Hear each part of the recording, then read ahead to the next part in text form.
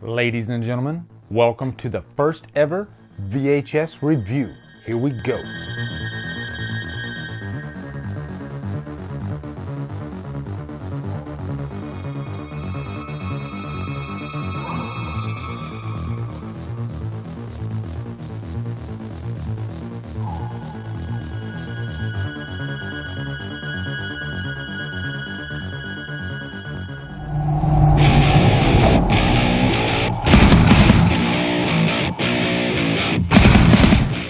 Splatter University stars Forbes Riley and is directed by Richard W. Haynes. So what's up, guys? Welcome to the first ever VHS review. This is a new series that I want to do on my channel. If you've been following me on social media for the past couple weeks, you can see that I've really started getting into retro movies and VHS and just digging back to my childhood, I guess you could say. I even picked up this vintage 1983 RCA Color Track 2000. That's a mouthful. But this TV is a freaking beaut. And I got a bunch of VHS movies, and I just watched my first movie tonight. I watched Splatter University, and I dug the hell out of it. It was so fun to just sit back and watch a movie pretty much like I did when I was a kid. It was just such a surreal experience, really. And so this review will be a little bit different. The B-roll that I use will be actual footage from the TV. And I might throw in some normal B-roll as well. I guess we'll see. And also, before I get started, this will be a spoiler review. If I'm doing movies that are from the 80s, I'm gonna talk spoilers, but I probably won't talk about the actual killer because this is a whodunit until the last part of this review. So you can probably hang around. I'll give you a warning before we get to that part. But I definitely want to talk about some spoilers in this review. And also, this will not be my normal backdrop. I'll still be using the same old backdrop that I usually use in reviews. This will be just for my VHS reviews. So Splatter University was one of those movies that came out right after Friday the 13th, Halloween, ushered in all these knockoff slasher movies. And I kid you not, there were probably 100 of these movies between the years 78 and 84, the golden age of slashers. And in my mind, there are two types of good slasher movies. You got the cream of the crop. You got, Halloween, Friday the 13th. Those are great slasher movies. You got everything in the middle, and to me, those are the worst. And then you got the bottom of the barrel. You got the worst acting. It feels almost like a student film. And to me, those are great. I have a great time with those because they're so out of left field, and a lot of times when very inexperienced filmmakers are thrown a movie and they're only given a little bit of time to make said movie, then the results can be interesting. Splatter University is a great example of that.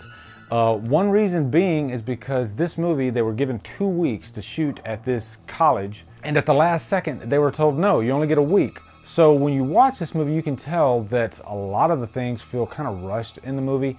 And I would wager that a lot of the takes are probably take one, and then they said, okay, let's move on. And I think we kind of benefit because of it. It's fun to watch mistakes in movies because, let's face it, this is a slasher movie. This isn't like Citizen Kane type stuff, so we don't have to get too technical with it. But the story of Splatter University, you got this escaped mental patient. He kills one of his keepers, steals the uniform, and then he escapes. And so we fast forward 3 years later, and he ends up at this college, and this is a whodunit, like I said earlier.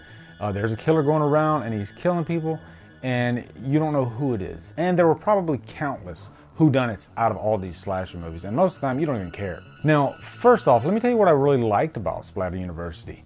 The final girl, played by Forbes Riley, I thought she did a fantastic job, actually. And she's really the only capable actress out of this whole movie.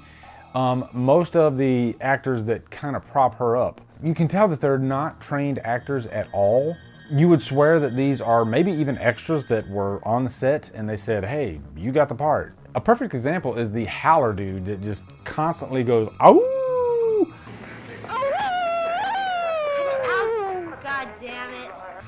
In this one scene, and it comes off as silly. But Forbes Riley, there's definitely a charm there that I gravitated towards, and she really seems like the only actor in the movie that takes this material seriously. As a matter of fact, when I did some digging behind the scenes, she took it so seriously that she wanted to make sure that the wardrobes matched from scene to scene.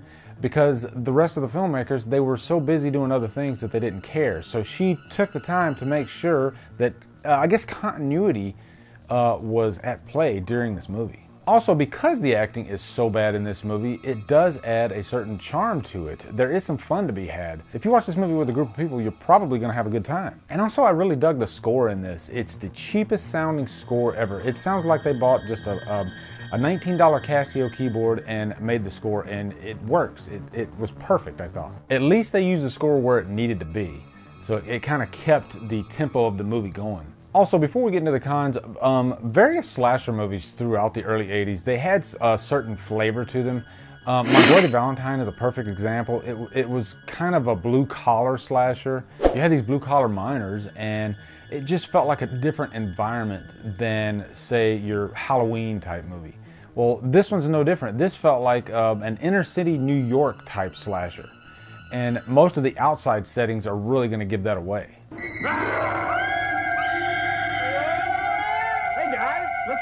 And it bleeds right into the characters too. These are all northeastern characters. Now let's talk about the kills real quick. They're nothing special. Really, at the end of the day, they're just quick insert shots.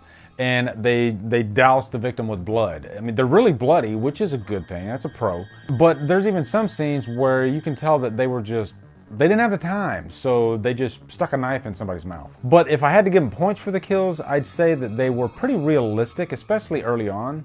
But nothing to write home about. And one big thing I really enjoyed about this movie, and spoiler warning, this is where we're going to get into some spoilers. The killer was actually the priest in the movie. The big thing that I enjoyed about this was he kills the final girl.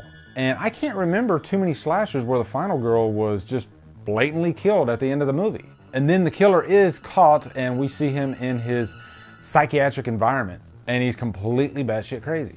But they didn't leave anything open as far as, oh, she could be alive. No, she was clearly dead at the end of the movie. And I was kind of sad by that because I really enjoyed Forbes Riley as that character. I wanted her to live. So I guess in that sense, that's a huge pro. She did such a great job that I was really upset when she died. Now, as far as any cons, I'm not going to go too heavy on this movie. There is a lot of exposition that is unneeded. You know, they're talking about pregnancy and they're talking about abortion in the classroom. And then there's this whole thing with Miss Parker trying to force her way of teaching. And at the end of the day, none of it really matters. But overall, I would definitely give Splatter University a humdrum. I'd say if you're a big slasher fan, definitely worth checking out. And it's one that's perfect to watch on VHS. So anyway, guys, what are your thoughts on Splatter University? Looking forward to hearing them. Also, what are your thoughts on VHS Reviews? Do you like these? Do you want me to do more of them? I actually had a good time with this, and I'm looking forward to doing more of these. And if you want to talk VHS horror, come on over to Killer Flicks, where we talk horror all day, every day, and on Fridays, we do Free For All Fridays. Also, if you look down below, you can see all my social media links. If you like what I'm doing, please hit that subscribe button. I'd really appreciate it. Anyway, guys, thank you so much for watching. Have a great day, and Drumdum out.